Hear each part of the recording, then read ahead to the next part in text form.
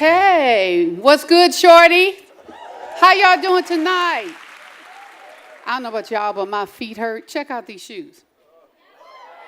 They bad though, aren't they? Okay, serious.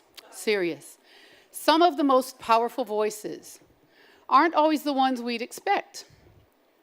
They're not the most obvious. But by being unexpected, they can often have the greatest impact. Tonight's Phenom recipient for Activism had the courage to share his story when many others did not dare break their silence. And by standing up for women,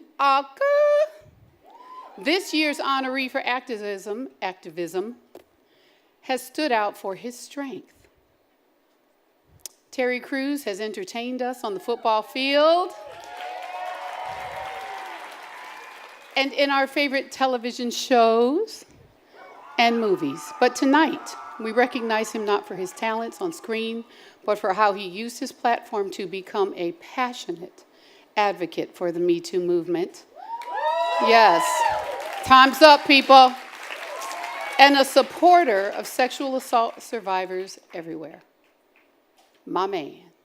Please welcome this year's recipient of the Shorty Award for Activism Phenom, my husband and my baby daddy, Mr. Terry Crews.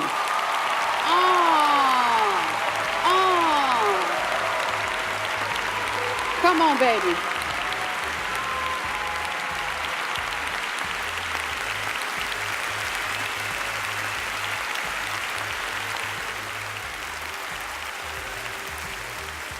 No. What you say?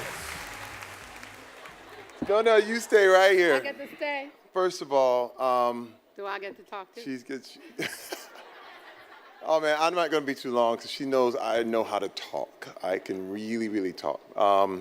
First of all, I want to thank the Shorty Awards for bringing me here. First of all, for Brooklyn Nine-Nine, which was awesome, but for this, that really, it just, it means a lot to me. First of all, when I look at what social media is, there's two times it really changed my life, twice.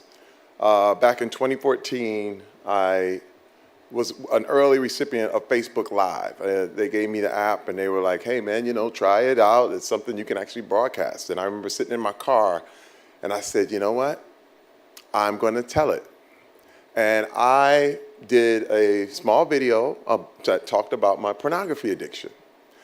And I thought, oh man, that's really cool. When it was over, I clicked it off and I was like, wow, that's cool. I bet you the 3,000 people that, that probably touches is going to be cool. And then the next day, I was asked to be on every media outlet and fly me to New York the next day to do all the media, all the news. It went viral. It was crazy. I was like, watch the video. That's all I did. I didn't have to go anywhere. I was like, oh my God, just watch the video. The second time, I was on the set of Brooklyn Nine-Nine, and I just got Ronan Farrow's story, another man who was nominated here and been honored here, and I saw the victims. I finally read the story of the victims of Harvey Weinstein.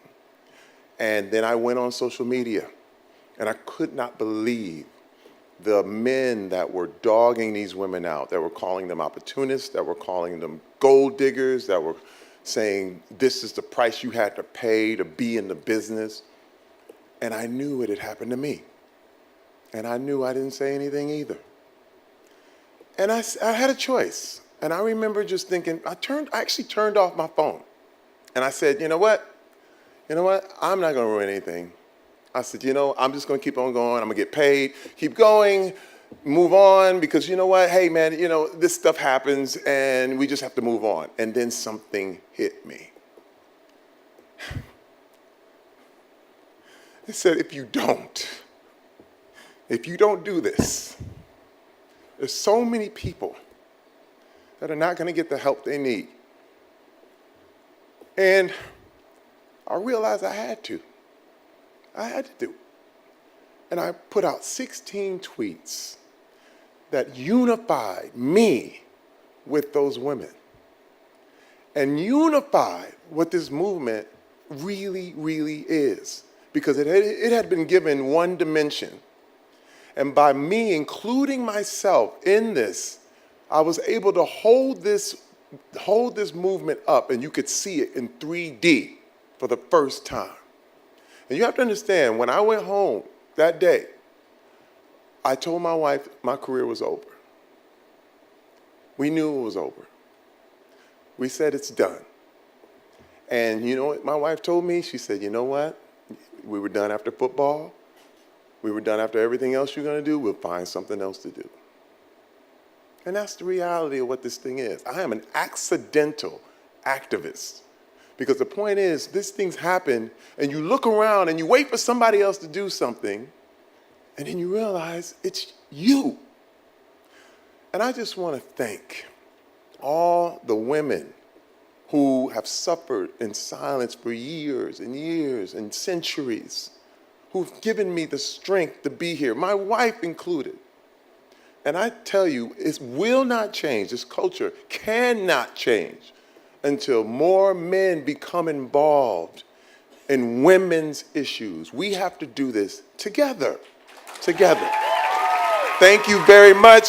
I love you all. Thank you. Thank you. God bless you.